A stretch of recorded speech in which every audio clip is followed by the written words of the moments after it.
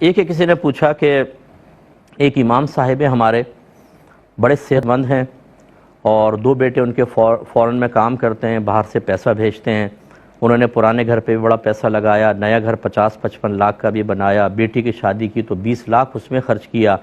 اس کے علاوہ life style بھی بہت اچھا رکھتے ہیں، لیکن امام صاحب حج نہیں کرتے ہیں،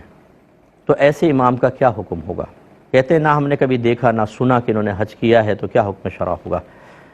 دیکھیں، مسئلہ یہ ہے کہ دوسروں کی ٹو میں اور تجسس میں لگنے کے بجائے اور دوسروں کے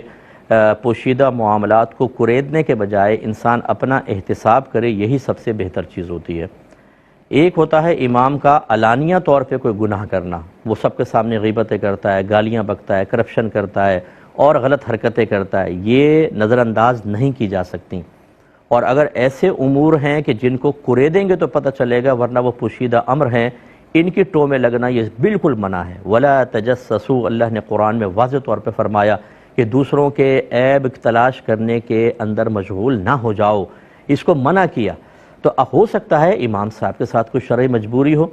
آپ بظاہر ان کو صحت مند دیکھ رہے ہیں، آپ بظاہر ان کے پاس بہت مال دیکھ رہے ہیں، لیکن ان کی کوئی مجبوری ہو سکتا ہے انہوں نے پہلے کبھی بالکل بلوغت کے بعد حج کر لیا ہو، تو پھر آپ کو کیا اعلان کرتے ڈھول بجاتے رہیں گے میں حاجی ہوں میں حاجی ہوں، اور اگر نہیں کریں گے تو آپ بدگمانیاں کریں گے؟ یہ بہت خرابی والی چیز ہوتی ہے۔ اپنے گریبان میں ہم جھانکتے نہیں ہیں، رات دن ان ایسے لوگوں کے گھر کے اندر معاملہ دیکھ لیں، اپنی بیوی پہ ظلم کر رہے ہوں گے، بچوں کے سے تربیت نہیں کر رہے، فراڈ کر رہے ہیں، جھوٹ بول رہے ہیں، مارکیٹ میں غلط حرکتیں کر رہے ہیں، لیکن امام صاحب اگر 5 منٹ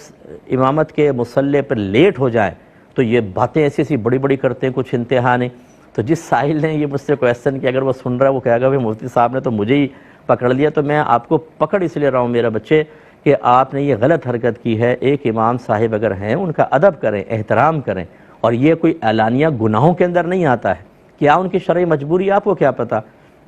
اس لیے ان چیزوں کو نظر انداز کریں۔ اور یہ پیغام ان تمام نمازیوں کے لیے ہے جو مسجد میں جانے کے بعد امام کو بہت ہی احتسابانہ نگاہوں سے دیکھتے ہیں اور کوشش کرتے ہیں کریت کے کوئی خطا نکلے اور آپ کمیٹی کو بتائیں اور امام صاحب کو فارغ کریں۔ ایسے لوگ اپنے لیے آخرت کی بربادی کا سامان کر رہے ہیں۔ آپ کی غلط نظریات، آپ کی غلط سوچ، غلط فکر، غلط احتساب کی بنا پر کسی کے ساتھ ظلم ہو گیا تو یاد رکھیے کہ سب میدان محشر میں صفوف میں کھڑے ہوں گے۔